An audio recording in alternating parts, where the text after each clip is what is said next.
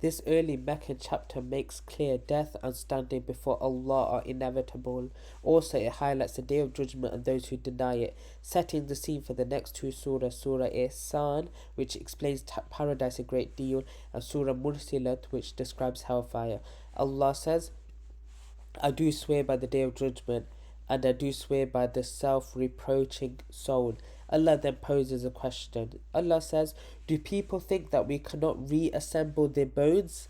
Yes, indeed, we are the most capable of restoring even their very fingertips. Still, people want to deny what is yet to come, asking mockingly, when is the Day of Judgment? Allah then describes the signs of the Day of Judgment. Allah says, but when the sight is stunned, and the moon is dimmed, and the sun and moon are brought together, this signals that they will both rise from the west, and both will lose their light.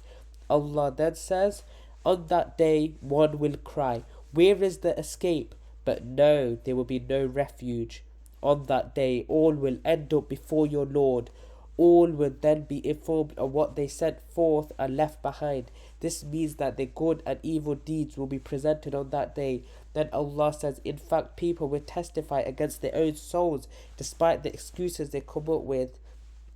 Allah addresses the Prophet Muhammad and is rushed to memorize the Quran quickly.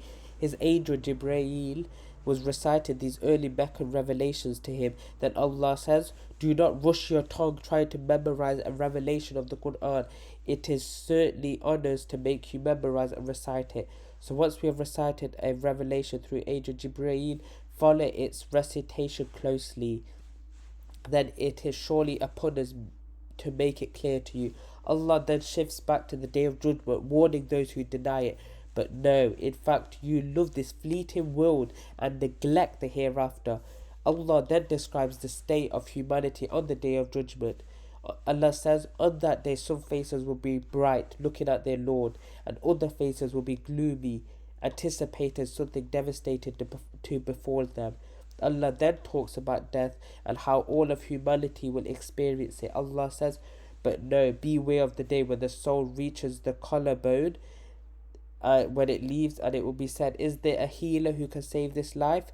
And the dying person realizes it is time to depart, and then their feet are tied together in a shroud.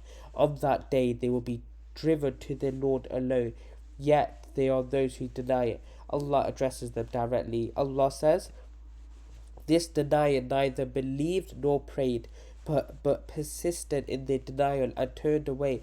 They then went to their own people, walking boastfully. Woe to you, and more woe. Again, more woe to you, and even more woe. Allah concludes the chapter with a reminder that He who created us from nothing but a drop of liquid is undoubtedly able to bring us back to life after death. Allah says, do people think they'll be left without purpose? Were they not once a sperm drop emitted? Then they became a clinging clot. Then He developed and perfected their form, producing from it both genders, male and female. Is such a creator unable to bring the dead back to life? And even here, fi amanillah. وصلى الله وبارك على نبينا محمد. استغفر الله. السلام عليكم ورحمة الله وبركاته.